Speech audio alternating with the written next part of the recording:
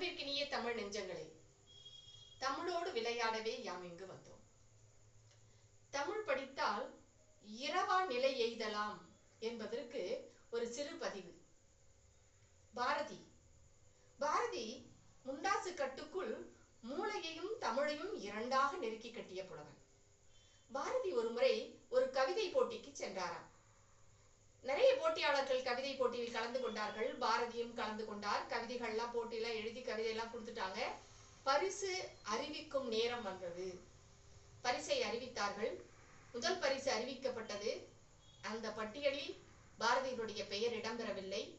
இரண்டாவது பரிசு அறிவிக்கப்பட்டது. அந்த பட்டியலிலும் பாரதியினுடைய பெயர் இல்லை. பிறகு மூன்றாவது பரிசு அறிவிக்கப்பட்டது.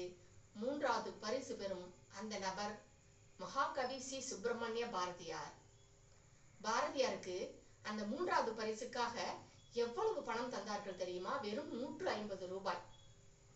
அந்த 150 ரூபாயை தன் வீட்டிற்கு எடுத்து செல்ல அவருக்கு மனமில்லை. காசுக்கு பாடும் கவிஞர் நான் அல்ல என்று வறுமையால் வாடிய ஏழை முதியவருக்கு அந்த 150 ரூபாயும் கொடுத்து விட்டாராம் பாரதி.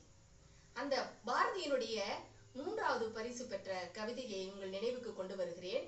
அந்த முதல் பரிசு பெற்ற, இரண்டாவது பரிசு பெற்ற அந்த கவிஞரும் கவிதையும் இதுவரை யாரென்றும் அந்த கவிதை எதுவென்றும் தெரியவில்லை.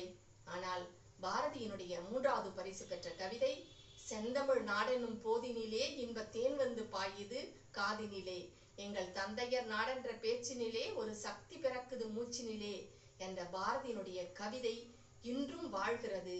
பாரதியும் நம்மோடு வாழ்ந்து கொண்டுதான் இருக்கிறார். அப்படி என்றால் தமிழ் படித்தால் இறந்தும் இரவா நிலை எய்தலாம். நன்றி.